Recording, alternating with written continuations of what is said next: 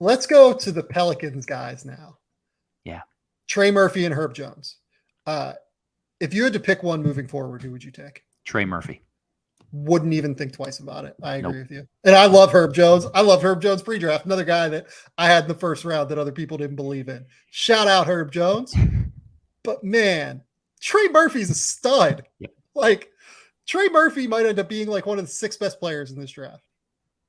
He's Mr. Reliable as a role player because of the way he shoots the basketball, and his length is so disruptive on the defensive end of the floor. It's not the same level of guard you 1 through 5, lock you down at the point of attack in the way that Herb is, but his length tends to be really bothersome in passing lanes. It allows him to close out to guys, and you can see the way that like the last minute they alter their shot because Murphy's like windmill type of arms are coming towards a spot up shooter. He's done a little bit more off the bounce than I ever expected him to at the pro level. And I've been pleased with the small flashes that we've seen there, but just knocking down shots is what the Pelicans need next to Zion Williamson. And it's where Herb has regressed a little bit this year. Murphy is Mr. Consistent on that end of the floor. To me, that's why his ceiling is so much higher. Trey Murphy is a legit 40+% three-point shooter. He's shooting 41% on 5.5 3-point attempts per game.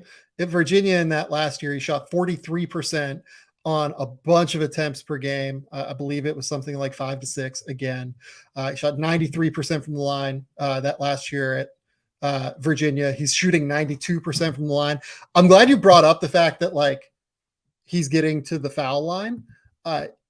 He's getting to the foul line more than Josh Giddey, like basically right now. And given how much Giddey handles the ball, you would never really think that, given like what their roles are, right? Like the Pelicans have all these dudes that can handle the ball. They have, CJ McCollum, Zion Williamson, Brandon Ingram has been in and out of the lineup this year, but like another guy, right? Trey Murphy's like improvement has been drastic. He is going to be one of the best floor spacers point blank in the NBA. And I'm glad you brought up the defense because that's the thing that I always loved about him. His feet are really good for someone who is 6'10". He slides exceptionally well. He gets like good bend. Like it's one of those things where I think that like he grew up playing with good bend because he was shorter. Like for people who don't know, Trey Murphy was like 6'3" or so, maybe a little bit tall, maybe a little bit shorter than that actually, up until basically like the last year and a half of high school.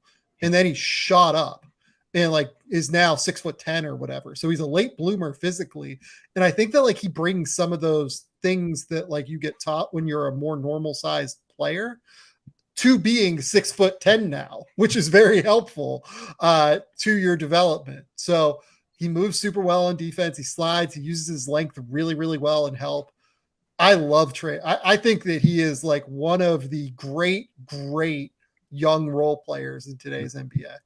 It's just another example, Sam, of those guys who grow up as guards, hit that growth spurt, and turn into really good player. Like this is the hill I always die on, whether it's him, whether it's Jalen Williams for the Thunder. Like these guys who hit these late growth spurts. Give me the name. Give me the one you want to shout out today. No, you go for it. It's Baba Miller, your guy. Baba Miller. Baba Miller's is a growth spurt former guard. Yep.